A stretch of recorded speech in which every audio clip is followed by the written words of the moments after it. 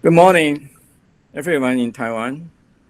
And then I think it's must be good evening, right, in Boulder, Colorado. And I hope Professor Bloom likes the music. I don't know where they found it. It must be in some Star Wars or something like that. And before Professor Bloom started a lecture, let me introduce her a little bit. She grew up in New York City. If you're American, you will soon know that, and she went to Boulder for her graduate study. And then after PhD, she went to, I forgot whether you are in NASA or at the UC Berkeley first, but anyway, after NASA, Goddard, and also after UC Berkeley as postdoc, and she returns to Boulder now as assistant professor, right? Assistant professor at the Aerospace Engineering Department. And her specialty, as you will hear later, is on radiation belt physics. And she's going to tell you about a new project she's working on, the new generation, as you can see the title, new generation to study cubesat, to study the radiation belt. And I just saw Roland, online. Roland, we want to follow up and say a few words to pick up the rest of it. Okay. Hi, Lauren. I believe we've met before on TGCSS, and so I'd like to thank you very much for accepting our invitation to speak today. So today we're really honored to have Dr. Lauren Blum from the Laboratory for Atmospheric and Space Physics, University of Colorado. And Lauren will be sharing with us a very interesting subject, actually. So as we all know, most CubeSats tend to be primarily in LEO, but this is one of the first CubeSat missions that's going to go beyond out to geosynchronous transfer orbit. So Lauren, whenever you're ready, please feel free to go ahead. Thank you very much. Okay. Yeah, great. Thanks so much for having me, and it's great to talk to your group. I put together some slides. Like you said, I'll be talking about the GTOSAT mission. And I just wanted to, before I get started, acknowledge my co-Is and co-authors and the GTOSAT team, who I often speak for, but it's a large group of people working on the mission and helping the project out.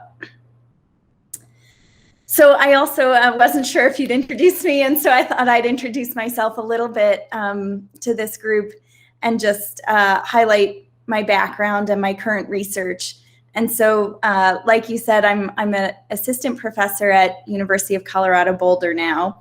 And my research is really focused on Earth's magnetosphere and, in particular, energetic particle dynamics within the radiation belts. I've also focused on wave-particle interactions, wave generation, both from internal magnetospheric sources as well as solar wind driving, and the interaction between these waves and energetic particles in the radiation belts. And so in parallel with kind of the science that I'm interested in, I've also been working on basically how to measure the radiation belts through energetic particle detector design and calibration, as well as small sats. And so starting in grad school here at University of Colorado LASP, I worked with Dr. Shinlin Lee on his Colorado Student Space Weather Experiment, or CSSWE CubeSat, pictured here in the upper right. Following that, I was also involved in a 3U CubeSat called Ceres, led by Goddard and Sri Kanakal, also looking at radiation belts and energetic particles. And then finally, most recently, the GTOSAT mission shown here on the bottom right. And so that's what I'll focus on today.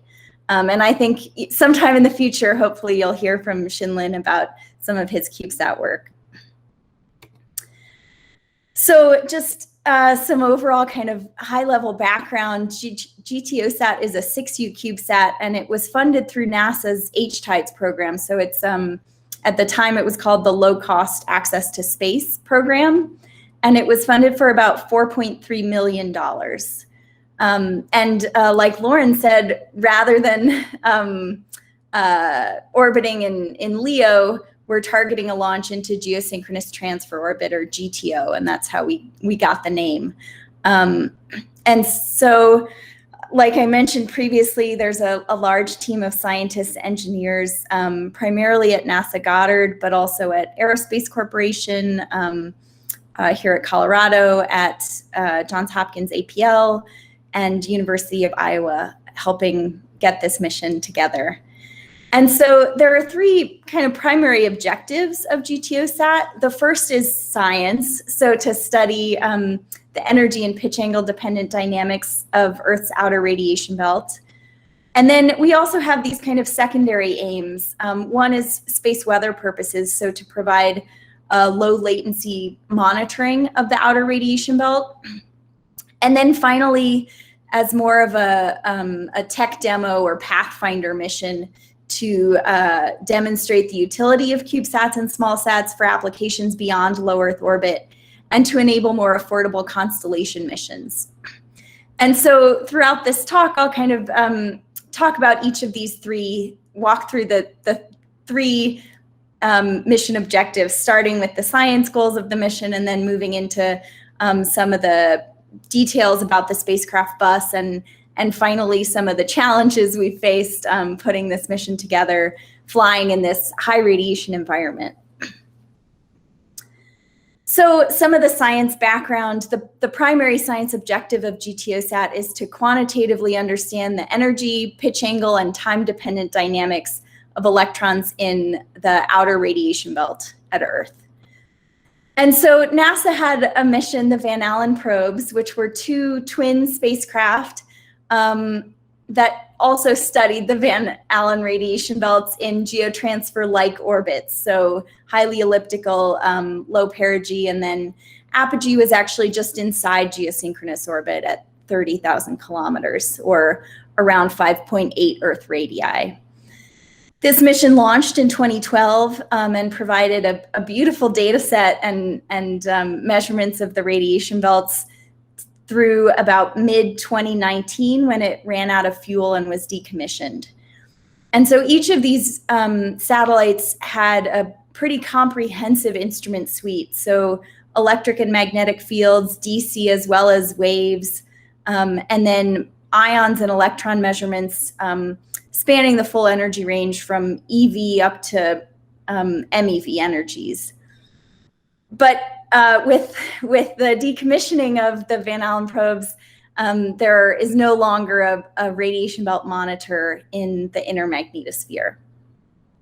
So some of the measurements and some of the highlights of the Van Allen probes mission really highlight why we want to continue measuring the Van Allen belts and study this high energy population. And so these were some of the early measurements from the REPT instrument on board, measuring the high energy end of the electron population in the radiation belt, so 4.5 MeV. And we're looking at L-shell or radial distance on the y-axis and time on the x-axis, and intensity or flux in color. And I like this plot because what it shows, it really highlights the dynamics of the outer radiation belt, both in time and space. So you can see that there are orders of magnitude changes in these fluxes on minutes to hours time scales. And then also that sometimes the outer part of the outer belt behaves very differently from the inner part. And so this highlights why you really need to sample the full radial extent of the radiation belts to understand their complex dynamics. So that was just one energy, but if you look at the full range of energies, here we have measurements spanning 5 keV up to 5 MeV. What you see is that those dynamics are also highly energy dependent. And so sometimes you get enhancements in electrons spanning this full energy range, and other times different energies behave differently from each other. So you can get enhancements at hundreds of keV and depletions at MeV. This is also, we can look at these measurements in pitch angle or angle with respect to the background magnetic field. And you can see fairly complex dynamics and shapes in the pitch angle distribution of these energetic electrons as well. This was in response to a shock that impacted the magnetosphere. And so again, these measurements from Van Allen probes, I think, help motivate the the reason why you really need energy resolved measurements as well as pitch angle resolved measurements to study radiation belt dynamics. And then finally, one of the ways we study enhancements and losses in the radiation belts is by looking at phase space density profiles. So radial profiles of the phase space density over time. And the different shapes of these profiles have been used to infer different acceleration or loss mechanisms, things like radial diffusion versus local acceleration or local scattering and loss. And so with the Van Allen probes, people studied this phase space density profile, but what they found is that often there's a peak just beyond apogee of the Van Allen probes, so beyond the 5.8 RE that they reached. And so with GTOSAT, we're hoping to go just a bit further to geosynchronous orbit to help capture this potential local peak in phase space density. So GTOSAT science, like I mentioned, the primary science objective is to understand this energy and pitch angle dependent dynamics of the outer radiation belt. And so our observational goals are to make pitch angle distribution measurements in differential energy channels throughout the outer radiation belt. So at a range of radial distances, to measure electron phase space density profiles, and then also to study energetic electron injections into the inner magnetosphere within geosynchronous orbit. So often injections are studied with the GOES spacecraft at geosynchronous, but with something in a geotransfer orbit, you can start to look at how deep into the inner magnetosphere these particle populations actually penetrate. And so what we had to do was think about what kind of key measurements that could fit on a CubeSat or a 6U spacecraft are needed to address these science goals. So what subset of the kind of full instrument suite on the Van Allen probes could we fit to study these dynamics? So on GTOSAT, we have two science instruments. One is the relativistic electron magnetic spectrometer, or REMS. And this is basically a modified version of the MagIce instrument that was on board the Van Allen probes. And so it's a magnetic spectrometer. There's a magnetized chamber. And so as charged particles enter the aperture, electrons get bent one direction onto an electron detector array, and then protons get bent up in the opposite direction into proton detectors. And so this way you get you can separate energy and particle species. This instrument's built by the Aerospace Corporation and led by Drew Turner and Christine Gabriels. It's going to measure electrons spanning about 150 keV up to greater than 1 MeV, and then protons in a similar energy range from a few hundred keV up to a few MeV. The actual magnetic chamber itself is the same size as the one that flew on the Van Allen probes, but the electronics have been miniaturized and power reduction and space reduction, and so the actual instrument itself fits in kind of the palm of your hand and weighs about 1 kilogram. So in addition to the kind of main 9 differential energy channels, electron energy channels that we'll have, REMS also has this high energy resolution data product called the histograms. And this is similar to what was implemented on the MagIce instrument for Van Allen probes. And it has kind of ultra-fine energy resolution with a delta E over E of less than 5% compared to the main rate channels. And so what it enables is actually you can remove penetrating background from your measurements. And so there have been a few studies, Claude Pierre et al. Has a few looking at implementing this background subtraction on MagIce measurements to help remove inner belt protons that often contaminate electron measurements in the radiation belts. And then you can also use it for wave particle interaction studies. And so here's just an example on the top plot.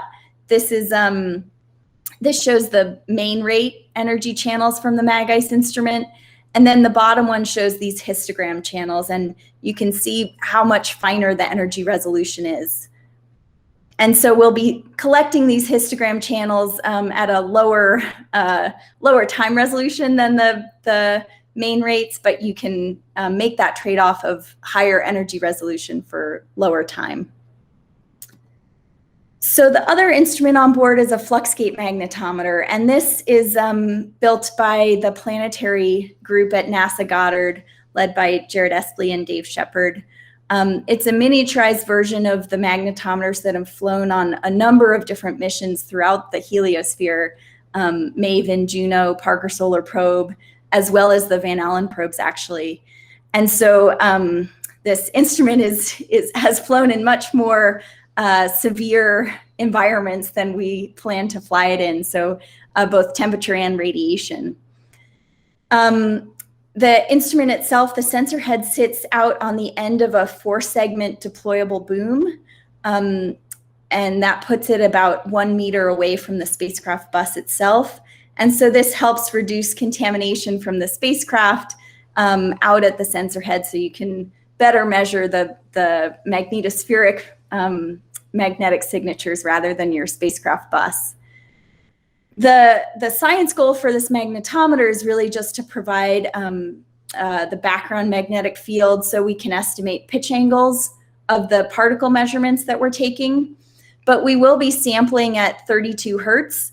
And so it's possible, depending on the level of contamination from the bus, that we'll also be able to study some ULF wave activity.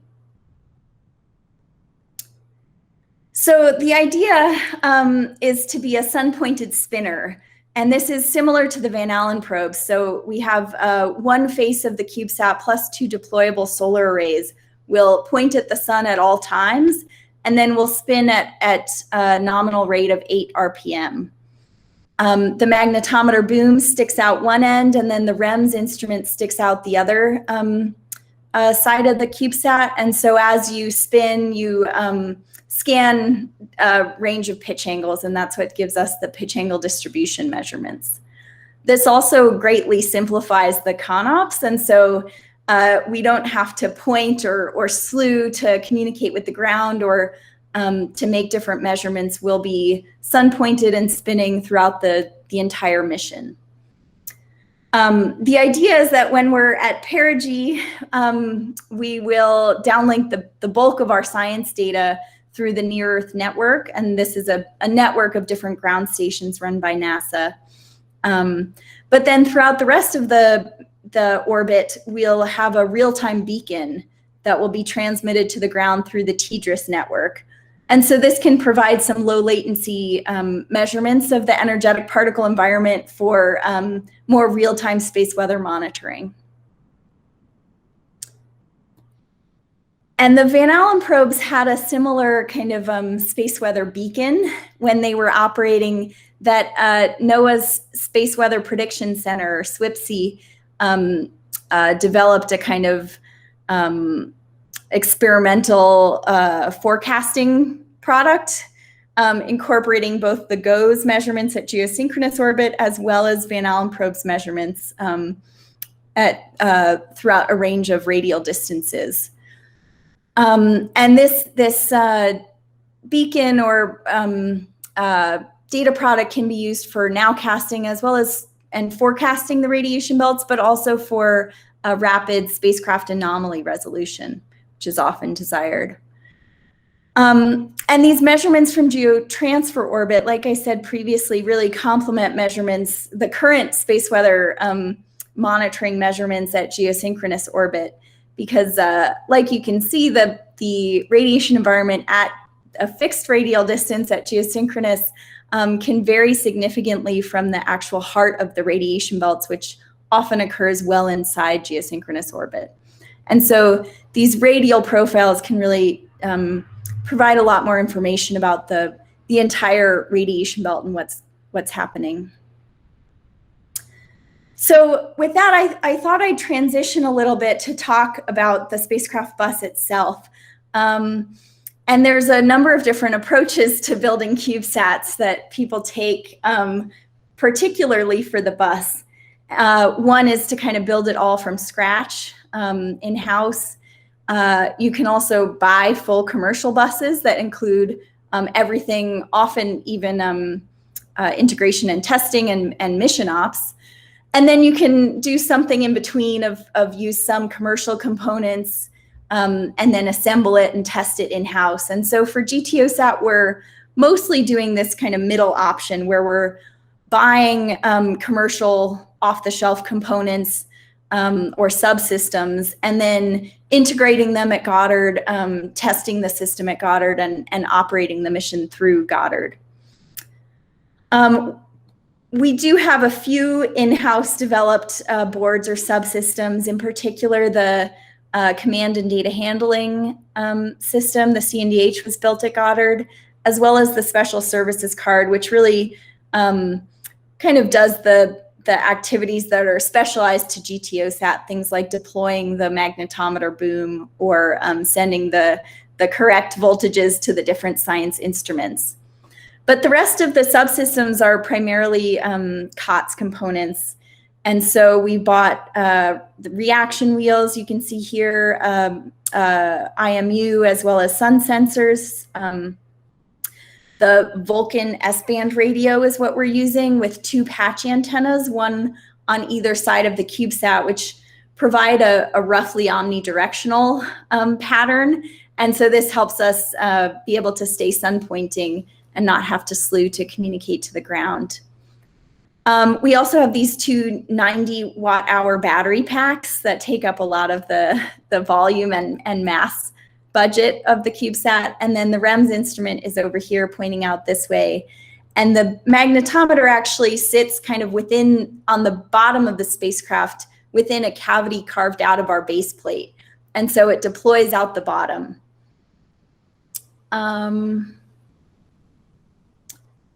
So I thought I'd talk, probably what's most interesting is not how well everything goes and how smoothly things go, but more the challenges that we faced and some of the specific design choices we had to make to build a CubeSat for geotransfer orbit rather than low Earth orbit. And so like most CubeSats, we faced some of the common challenges, things like the mass and volume and power. As you can tell, we're very densely packed in this 6U form factor, and the battery packs weigh quite a bit, and so we're right at the 12 kilogram mass limit. We have both a body-mounted solar array as well as 2 deployable ones to power the spacecraft. But then there are also challenges that we encountered that I think are more particular to our orbit and to being in geotransfer.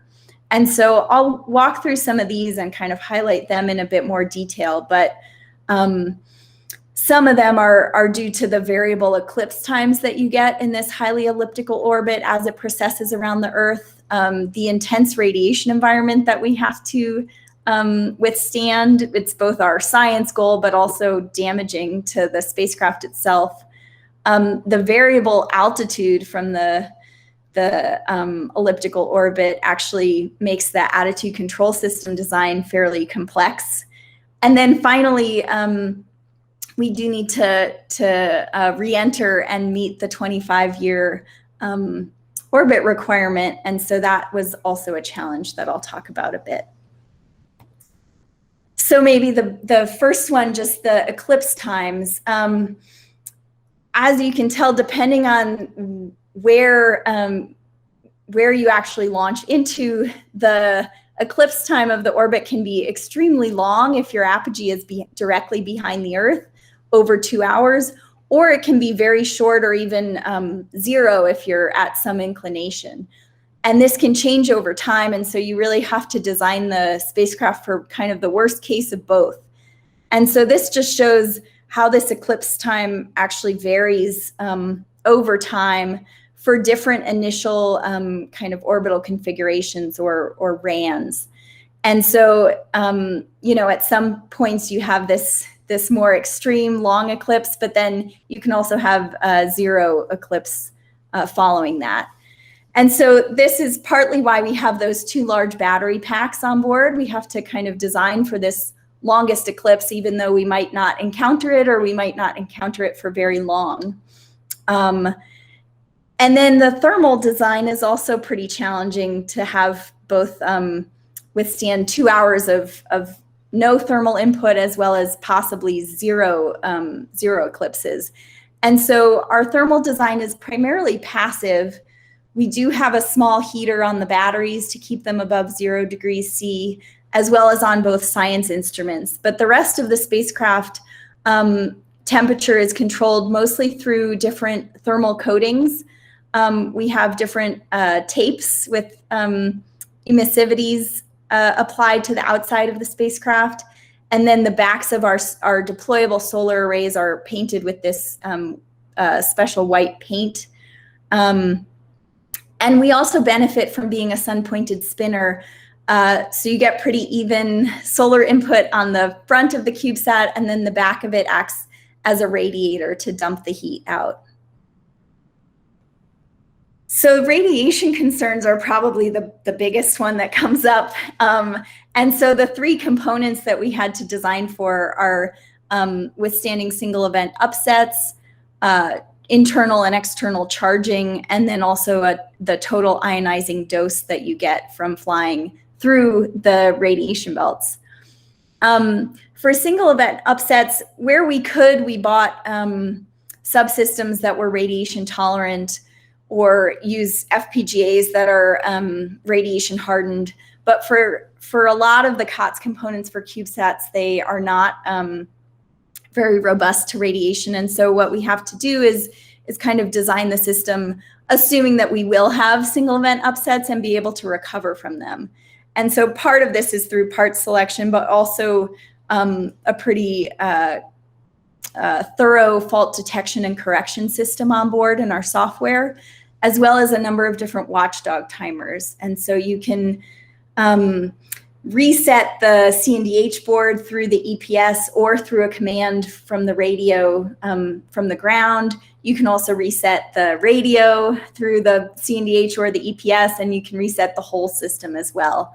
And so these, we do have every 24 hours a full system reboot to clear any single event upsets that might occur. For charging, we have a number of different conductive coatings, this ENIG coating that we've put on top of the solar arrays, as well as a comprehensive grounding scheme for the internal components. And then finally, for total ionizing dose, we've addressed that through mechanical shielding. And so our base plate is actually a fairly thick aluminum. And then the lid and these side panels are made from a Z-shielding material. And this is a layered tantalum, titanium, and aluminum material developed by NASA Langley to help reduce the total ionizing dose within the spacecraft. And so for our roughly 1-year nominal mission on orbit, the mechanical shielding reduces the total ionizing dose to below 30 kilorads within the spacecraft bus. And then just a note to do basically radiation on a budget. We tried to really simplify the spacecraft itself as well as the ConOps and the overall mission design. And so we've done this through kind of including the least amount of components, so you don't have things that can get upset. So we don't have a GPS or a star tracker or propulsion on board. And so that kind of leads me into our attitude control system. Like I said, we don't have a star tracker or GPS, and so we're relying on sun sensors, which are placed on every face of the CubeSat for kind of course attitude knowledge. And we really, for our science targets, we don't need to be pointing very exactly as some imagers might. And so that is one benefit for our science goals. We also have the science magnetometer acts as input to our ACS system design as well for both orientation as well as the estimating the spin rate on board. We do have an IMU on board to help estimate the spin rate, but we couldn't find one that was both affordable and small enough to fit on a 6U CubeSat that was radiation tolerant to 30 kilораds. And so the IMU, we're kind of assuming it might not last very long, and so we can operate the spacecraft in the event that it fails using just the magnetometer and sun sensors. For attitude control, we have 3 reaction wheels and 3 magnetorquers. And these help us get up to a spin rate of about 8 RPM. One thing to note is that without propulsion, we're using the magnetorquers to dump momentum from the wheels, but you can only do this in high magnetic fields. And so we can really only utilize the torquers when we're close to Earth. And so for a very small portion of the overall orbit. The other thing to note here is that our nominal orbit is about 185 by 35,000 kilometers. And so this perigee altitude is actually very low and very deep within Earth's atmosphere. And so as we come into perigee each orbit, the spacecraft really gets kind of knocked around by the atmosphere. And so as a spinner, that actually helps us help stabilize the spacecraft and keep it sun pointing as it comes through perigee. But this does mean that the initial few orbits, as you're trying to spin up to get stable, are actually fairly tricky. And so our attitude control engineer, Pavel, has done a lot of Monte Carlo simulations to look at these first few orbits, and hopefully this video works. But he's launched every day throughout the year and looked at the spin rate that you can get up to during the first few orbits. And what you notice is that as it's out at apogee, where you can't really use the torquers, you aren't changing the spin rate much. And then at perigee is where it jumps up. And it typically takes a few orbits, kind of 3 to 4, to get up to our nominal 8 RPM rate. And then you stay at that rate fairly well with slight disturbances every time you come into that high density region at perigee. Oops.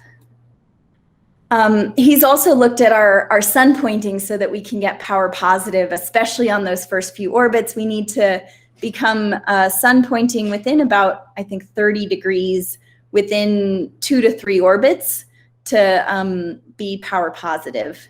And so he's done the same thing of produce these simulations for every launch date throughout a year. And so different initial orbital conditions to see how quickly we can get sun pointing and power positive. And so finally, the last challenge is deorbiting. And this, like I said, we're doing the GTOSAT mission without propulsion for a number of reasons, particularly cost and volume to fit in a 6U, and then also complexity and reliability. And so I don't know that there are many propulsion systems that are that have demonstrated reliability on orbit, and particularly in high radiation environments. And so we need to passively deorbit. And so from geotransfer orbits, these highly elliptical orbits, there are a number of perturbations that they experience over time, both from the sun and moon. And so we've done a lot of different simulations to look at how the orbit evolves over time. And one of our summer students, Antoine Paletta, performed these in GMAT. And so this is just one example, one kind of starting condition, the apogee over time and the perigee over time. And you can see these perturbative forces. The higher frequency ones are lunar, and then these longer ones can raise and lower the perigee altitude by quite a bit over time as the apogee slowly gets pulled in.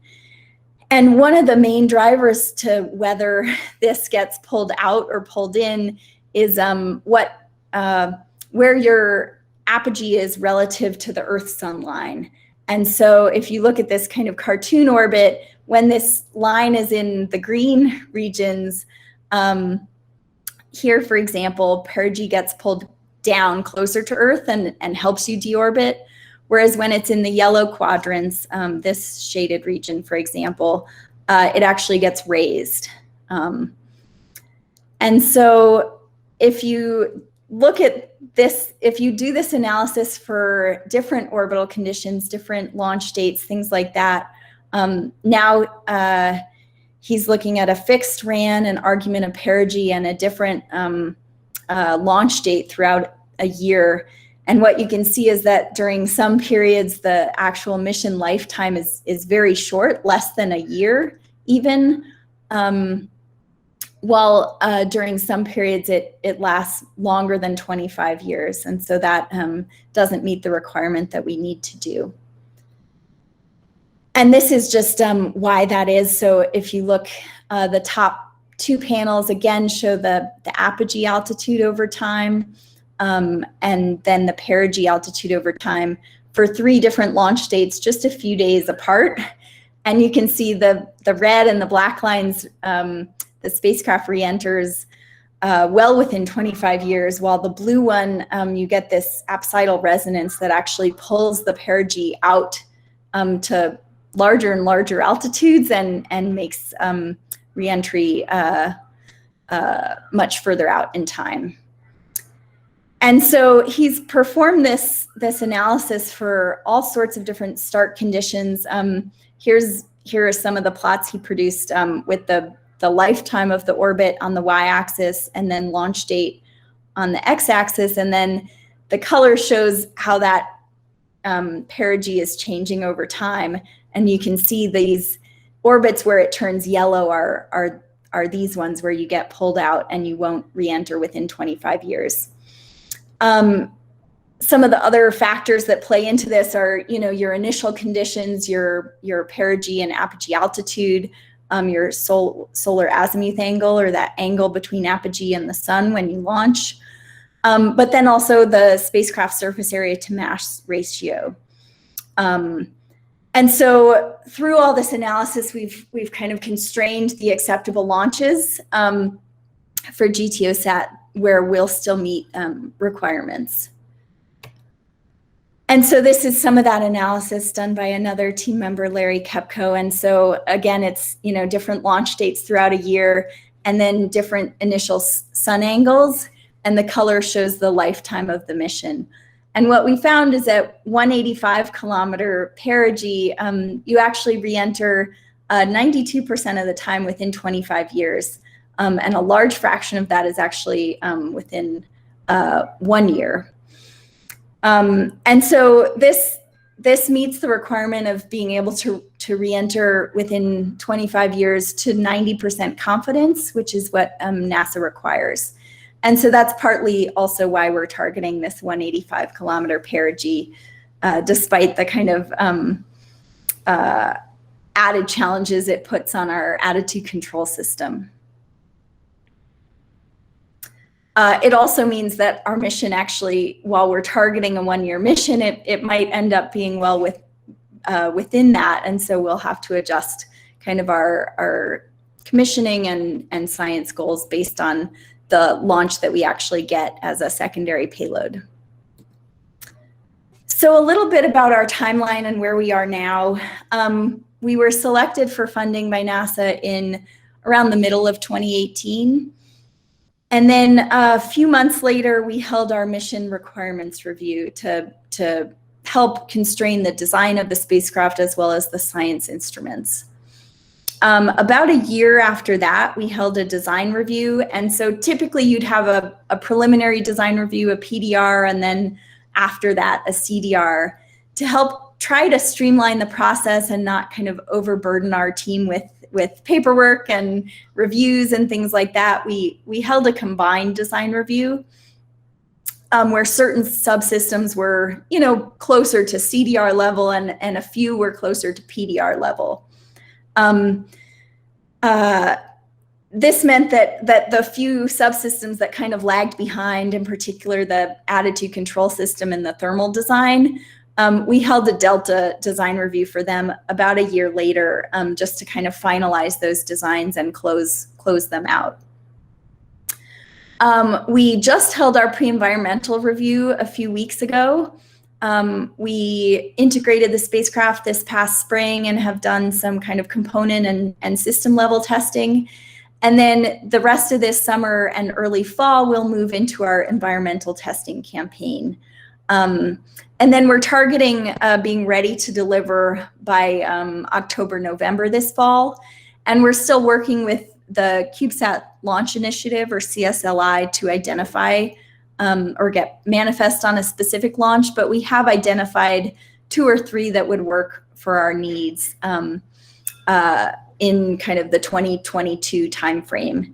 And so our nominal launch is early 2022, and then we're targeting a 1-year primary mission. Just a few more kind of pretty pictures and highlights of where we are today. This past spring, the team did a lot of flat-sat testing, where you can see our avionics boards here, and then some of the subsystems and components, reaction wheels plugged in and kind of splayed out on the table. Our solar arrays were procured from a company in Spain, DHV, and arrived this past spring as well. And then they integrated the whole spacecraft. And so here's the base plate and interior, and then the lid that will go on top. We're still waiting for the REMS instrument, but otherwise the spacecraft is now completely integrated, including the magnetometer boom on the backside of it. So from here, I thought I'd just kind of highlight our integration and testing flow or plan. So prior to integration, we had all these different COTS components from vendors and then a few in-house boards. And so we thoroughly tested each one individually, and then tested the interfaces on the flat-sat and made sure they could talk to each other before finally integrating into the CubeSat form factor itself. And so now from here, we have a environmental testing campaign and system level testing campaign that's going to start soon. Vibration and thermal vacuum testing. We'll do thermal balances at cold and hot, as well as thermal cycling. We will specifically test failure detection and correction, our software, just since that's such a big component of the GTOSAT mission. And then the other thing to highlight is that we're doing a mass properties test, partly because we're a spinner where our exact center mass makes a big difference for our attitude control algorithms on board. And so we'll measure that rather than relying on the CAD model to estimate it. The other thing to highlight is the magnetic checkout, and I'll talk a little bit more about that in the next few slides. We also did antenna pattern testing, like I mentioned, and so here's a mock-up of the CubeSat with the antennas that we sent to Wallop's flight facility for anechoic chamber testing. And you can see it's not a omnidirectional pattern, but it is fairly broad and eliminating the need to really have fine pointing control for passes. Here's the vibe table and the thermal vacuum chamber that we'll use at Goddard. And then there's a magnetic calibration facility at Goddard as well that we'll be using. And this is to really characterize the magnetic signature of the spacecraft itself, so we know what the magnetometer will measure at the end of the boom. And so in this chamber, you can null out Earth's magnetic field and then really characterize the spacecraft and different components, reaction wheels, power system, batteries, things like that, to see how noisy they are and how much they'll contaminate our science data.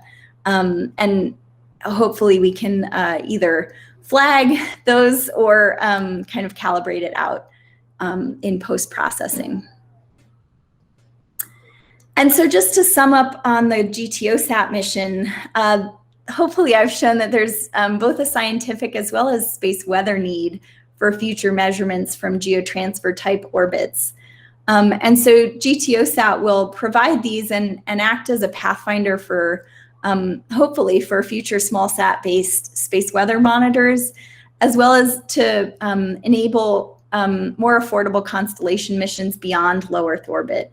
And so the Van Allen probes mission, while they flew 2 identical probes in pretty similar overlapping orbits, the mission was initially conceived of having these kind of multiple orbital petals to cover different local times as well as different radial distances. And so with spacecraft like GTOSAT, you can start to imagine or enable these constellation missions throughout the magnetosphere to provide multi-point measurements. And so that's kind of sums it up for GTOSAT. I did want to just, since there is a little time, talk a bit about what's next for CubeSats in general. And so this group probably knows very well that the number of CubeSats has kind of been increasing exponentially over the past few years or few decades. And this is both based for science and tech demos, but also industry and companies are getting into the CubeSat business as well. This commercial sector has really increased recently from companies like Planet, who are launching these very large constellations in LEO. One direction that CubeSats have been going in, they started as 1U or 3U form factors, and now there are 6U like GTOSAT and even 12U or 27U deployers you can get. And so we're trying to kind of expand outward and make these systems highly capable and more robust, less kind of educational tools and more to provide real science and technical measurements even beyond Earth, like the Marco CubeSats demonstrated. And so GTOSAT is among this trend of slightly larger and more robust, more expensive to build, more radiation tolerant, and can explore different environments.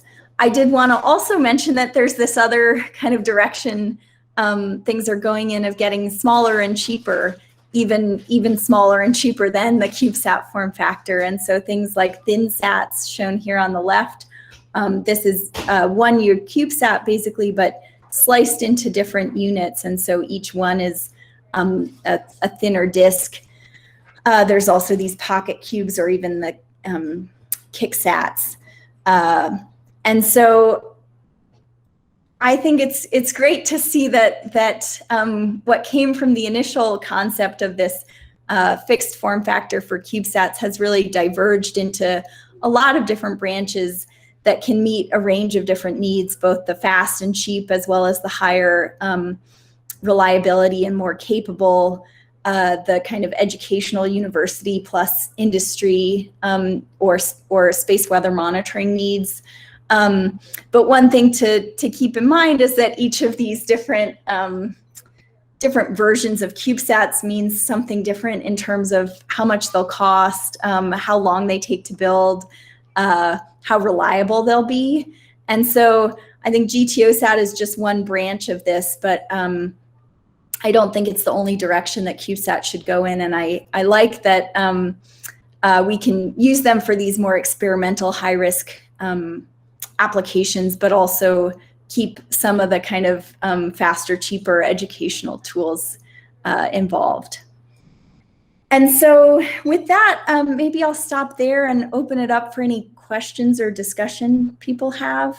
Thanks a lot, Lauren. I think it's really impressive that in a single mission, you guys decided to combine the twin challenges of both very low Earth orbit and a very high orbit at the same time. Yeah. So when you're near perigee, I imagine thermal considerations would also be a significant challenge. Just due to the drag. Right.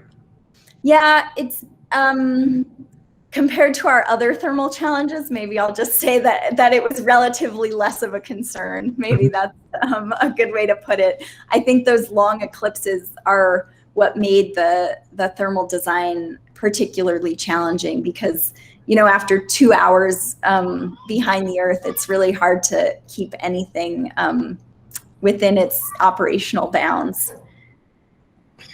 One thing that we faced in developing our LEO mission was whether or not to perform radiation testing, and as it turns out, in the end, due to the schedule being compressed, we never got around to doing that with our flight model hardware. I was just curious whether you guys opted to perform radiation testing on any of your components during qualification. Yeah, that was a big debate of ours as well. We ended up not doing that also, mostly due to kind of budget and schedule constraints, but also some of the COTS components claim to have done that. I don't know how much you want to trust some of their claims of radiation tolerance, but some certainly do some beam testing. We also are, I think just within a budget like ours, we couldn't afford it. It's just orders of magnitude out of our bounds. But we're hoping to get around it through these kind of part selection, and also through lessons learned from this mission will hopefully apply to the next one. I imagine launching into a GTO would be significantly more expensive than LEO. Roughly by how much of an order of magnitude are we talking about? Yeah, so for launch costs specifically, or the spacecraft bus costs in general? For launch costs specifically.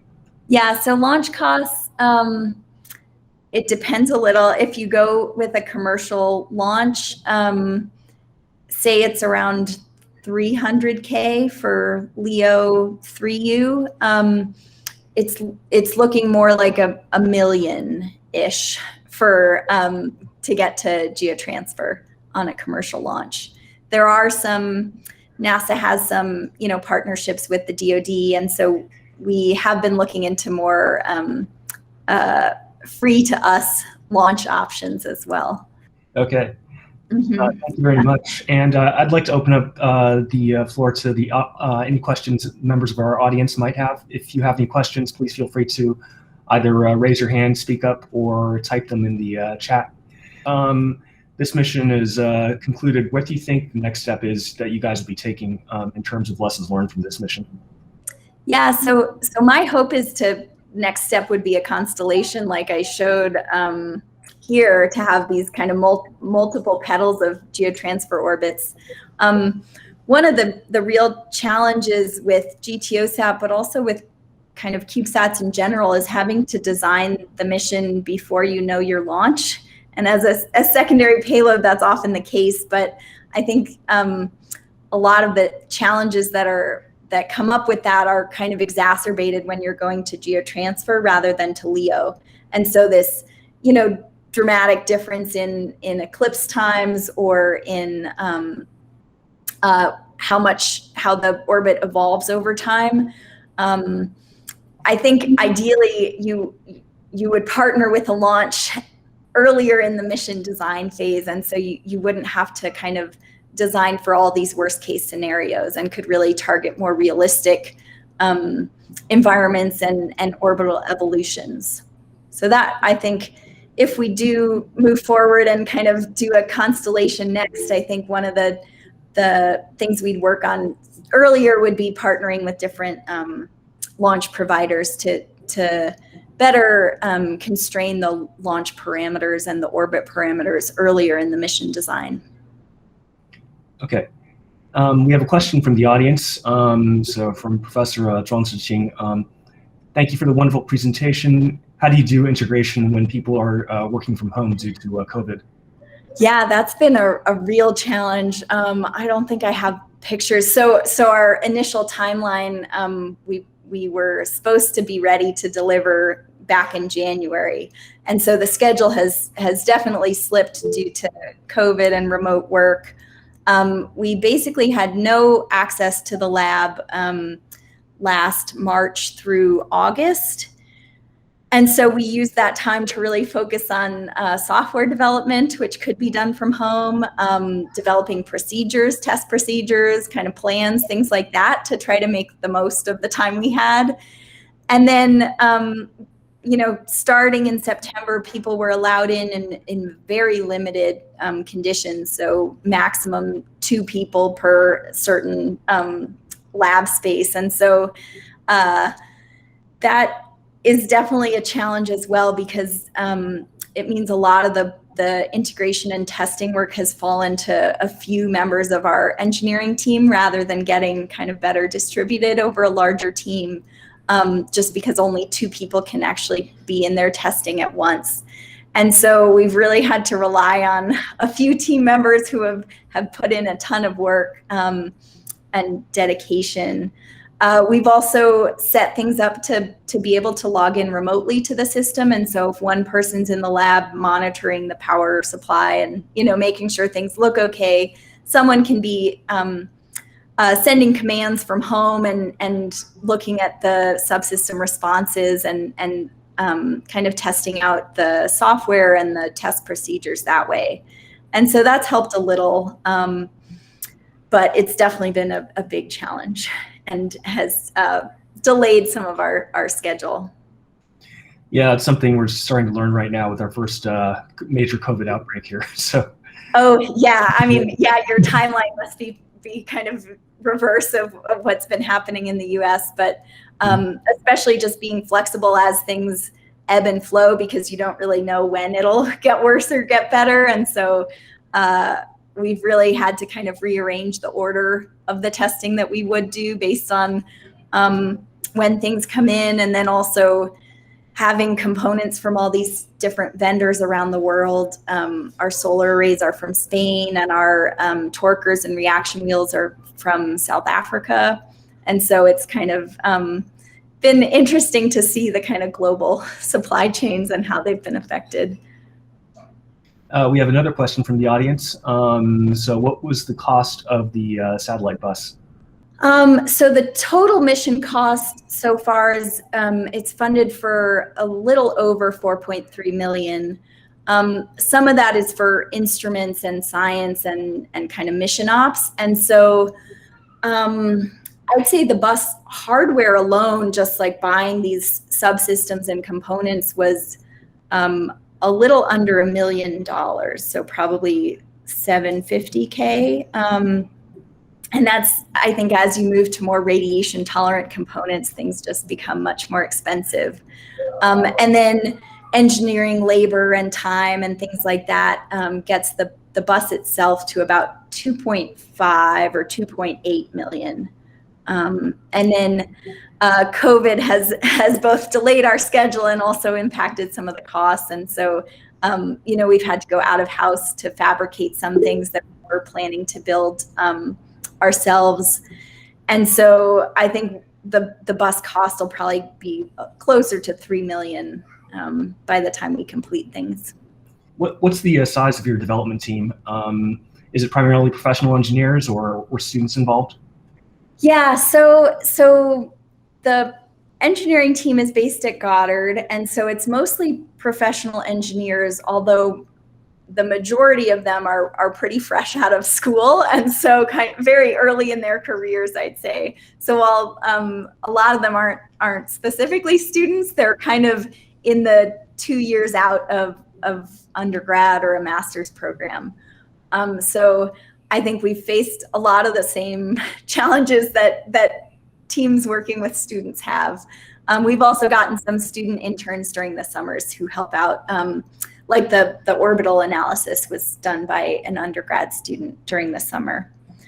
The overall team size is interesting because Goddard actually is building a number of different CubeSats, and so they've tried to make this kind of core engineering team that will work on different multiple CubeSats at once, and that's to help kind of share the cost, because for our mission alone we can't afford a full-time thermal engineer, for example, for 3 years, and so we're sharing our thermal engineer with 2 other missions, so we only use them part-time. And so the GTOSAT team is probably around, I don't know, 15 engineers, but varying amounts of their time. I'd say 2 to 3 more full-time or greater than half-time, and then a lot of engineers who are splitting their time between different projects. Okay, thanks. Let's see, 2 more questions. So one of them is, how do you account for the risk of collisions with other spacecraft? Are there any requirements you had to satisfy in this regard? Yeah, so there are not specifically requirements. I think the 25-year deorbit requirement that's placed on us is partly for that, because you know, so that they don't have to track GTOSAT for 100 years from now. We don't have any onboard ways to maneuver around other spacecraft or avoid collisions. But actually, compared to LEO satellites, which I think most LEO CubeSats also do not have their own capability to avoid collisions, we actually pass through areas of high density other satellites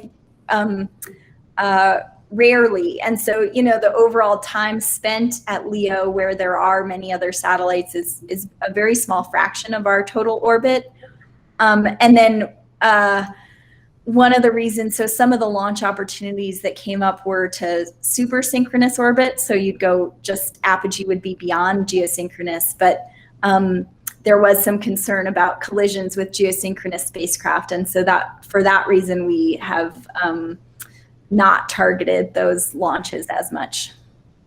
Yeah, one unique experience for us with our first spacecraft was getting emails from Space Command saying that there was a chance that we might collide with someone else. Yeah. And, basically, all we could say was, well, hopefully they have propulsion, because we don't. Right. I mean, I think this will become a bigger and bigger problem as CubeSats and small sats and spacecraft in general increase in numbers. And so I think it'll be an issue for everyone, particularly CubeSats and LEO. And so it's an issue for us also, but maybe slightly less, actually. We did, for deorbiting, actually, early in the mission, we looked into having kind of deployables or tethers, things like that, to help increase our drag at perigee and pull us in. But there was some concern that then that does increase your collisional cross-section. And so net benefit of having a shorter mission lifetime but a larger collisional cross-section is probably not worth it. Fair enough. Our final question from the audience is, so the mission lifetime requirement was 1 year, but did you have some type of design lifetime requirement that was different from this? So this is maybe one of the areas where CubeSats, sometimes there are somewhat soft requirements or nice to haves. And so we're designing the spacecraft to be able to withstand the radiation environment for 1 year. And we would like to have science measurements for that full year. But like I showed, depending on the initial orbital configuration and orbital parameters that we're given, we might re-enter within 6 months. And so we've tried to be somewhat flexible on that requirement in order to have more launch opportunities. And I do think, as a pathfinder and for science, even just a few months in this environment, demonstrating a CubeSat can work in it would be a big step forward. The specific question of science versus kind of mission lifetime, we didn't distinguish. And so if we get a year of science measurements and then the spacecraft, re-enters or stops working, that is fine by us. For engineering purposes, it'd be interesting to see how long it lasts or whether you start to accumulate radiation damage or things like that. But that would be kind of bonus or secondary benefit to our mission. Okay, we have one final question that just popped up. So if I recall correctly, you're using S-band for communications with the Earth network. And are you using any other frequencies, or just everything is on S-band? Everything's on S-band. Through the Near Earth network, it's full duplex, and we can send commands as well as downlink data through TDRS, it's downlink only, so we aren't planning to send any commands to the spacecraft through TDRS. It's more to kind of passively monitor it from the ground. Yeah, and that's partly the radio we selected is S-band, and also our data needs. We don't need anything more than S-band, but we do need something beyond UHF to get all our science data down. Okay, thanks a lot, Lauren. It sounds like a very exciting mission. We wish you the best of luck in launch and operations, and we look forward to seeing the results. Yeah, thanks so much. Please feel free to email me with questions or comments or suggestions, anything moving forward. I'd love to hear from people. Okay, so thanks again. Thanks to everyone for joining this webinar. And again, see you all next time. And that concludes today's seminar. Thank you. Thanks, Great. Lauren.